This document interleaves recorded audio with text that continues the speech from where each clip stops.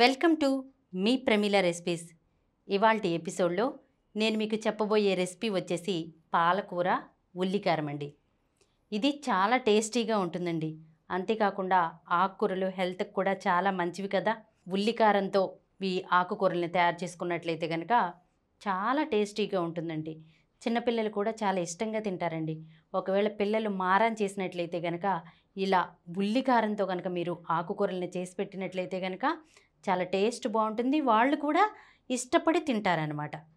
మనం ఈ పాలకూర ఉల్లికారాన్ని తయారు చేయడానికి ముందుగా 2 కట్టల పాలకూరని తీసుకోవాలి. తర్వాత దీన్ని శుభ్రంగా ఒక 3 సార్లు కడిగేసుకోవాలి. తర్వాత ఏం చేయాలంటే ఈ ఆకుకూరని నీళ్ళల్లో ఒక 15 నిమిషాల పాటు అలాగే ఉంచేయాలన్నమాట. ఇలా వేసుకోవటం మూలంగా ఏమవుతుందంటే ఆకుకూరలో ఇంకేమైనా కానీ ఇసుక గసి లాంటివి ఉంటాయి కదా, ఇవన్నీ కూడా పోతాయి అన్నమాట. మనం ఒక పాలకూరే కాదండి, ఏ ఆకుకూరనైనా సరే మనం ఇలాగే చేసినట్లయితే కనుక దాంట్లో ఉన్నటువంటి ఇసుక అంతా కూడా పోతుందండి. మనం ఈ పాలకూరని ఇప్పుడు చిన్న చిన్న ముక్కలుగా కట్ చేసుకోవాలి. తర్వాత 3 మీడియం సైజ్ ఉల్లిపాయలను తీసుకుని వాటిని కొంచెం పెద్ద ముక్కలుగా కట్ చేసుకుని మిక్సీ జార్లో వేసుకోవాలి. తర్వాత ఒక 20 వెల్లుల్లి రెబ్బలను తొక్క తీసేసి వేసుకోవాలండి.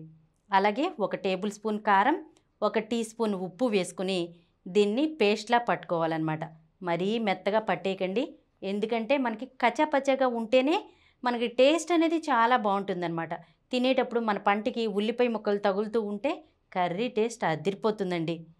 ఇప్పుడు ఒక బాండీ పెట్టుకుని అందులో ఒక 2-3 టేబుల్ స్పూన్ల ఆయిల్ వేసుకోండి. ఇది కాగిన తర్వాత ఇందులో ఒక 1/2 టీ స్పూన్ ఆవాలు, 1/2 టీ స్పూన్ జీలకర్ర, 1/2 టీ స్పూన్ మినపప్పు, అలాగే ఒక 3-4 ఎండుమిర్చిని కట్ చేసి వేసుకోండి. అలాగే కొద్దిగా కరివేపాకును కూడా వేసుకోండి. ఈ కరివేపాకు వేసిన తర్వాత ఏం చేయాలంటే మంటను లో ఫ్లేమ్లో పెట్టుకుని ఒక 10 నుండి 20 సెకండ్ల పాటు వేయించుకోండి. తర్వాత ఇందులో మనం ముందుగా మిక్సీ పట్టుకున్నాం కదా ఉల్లికారం పేస్టు, ఆ పేస్ట్ని వేసుకుని చక్కగా వేగనివ్వాలన్నమాట. మనకి ఈ ఉల్లికారం పేస్ట్ ఎంత బాగా వేగితే మనకి కర్రీ టేస్ట్ అంత బాగుంటుందండి. ఇలా మనకి ఏంటంటే ఆయిల్ సెపరేట్ అయ్యేంత వరకు మనం దీన్ని వేయించుకోవాలన్నమాట.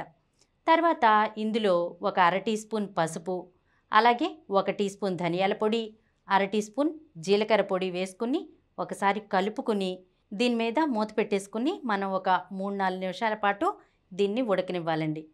మనకేమన్నా ఉప్పు తగ్గింది అనిపిస్తే కనుక మధ్యలో కొంచెం ఉప్పుని యాడ్ చేసుకోండి.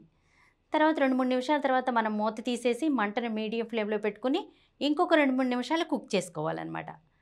తర్వాత ఏం చేయాలంటే ఇందులో మనం ముందుగా కట్ చేసి పెట్టుకున్నాం కదా పాలకూర, ఆ పాలకూరని వేసుకోవాలి. ఒకటి మాత్రం మర్చిపోకండి, ఎప్పుడు ఈ ఆకుకూరని సన్నగా కట్ చేసుకోవాలన్నమాట.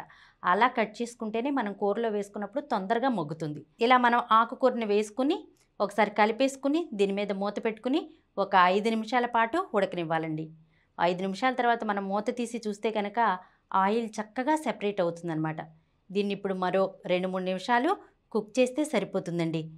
ఎంతో టేస్టీగా ఉండేటువంటి పాలకూర ఉల్లికారం రెడీ అయినట్లేనండి. దీన్ని వేడి వేడి అన్నంలో తిన్నట్లయితే కనుక టేస్ట్ మాత్రం అద్భుతంగా ఉంటుందండి. ఒకసారి నేను చెప్పినట్లుగా మీ ఇంట్లో తప్పకుండా ట్రై చేసి చూడండి.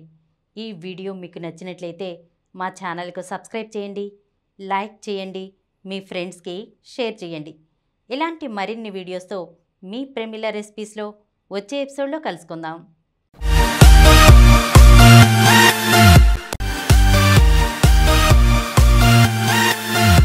ఈ కార్యక్రమం మీకు ఎంతో నచ్చింది కదా. ఇటువంటి మరిన్ని వీడియోల కోసం అనతి కాలంలోనే 20 కోట్లకు పైగా వ్యూస్ సాధించిన సమరం ఛానల్ సమర్పించు సమరం ఫుడ్ ఛానల్కు సబ్స్క్రైబ్ చేయండి, లైక్ చేయండి, మీ ఫ్రెండ్స్కి షేర్ చేయండి. అలాగే ప్రక్కనున్న గంట సింబల్ని ప్రెస్ చేయడం మర్చిపోకండి.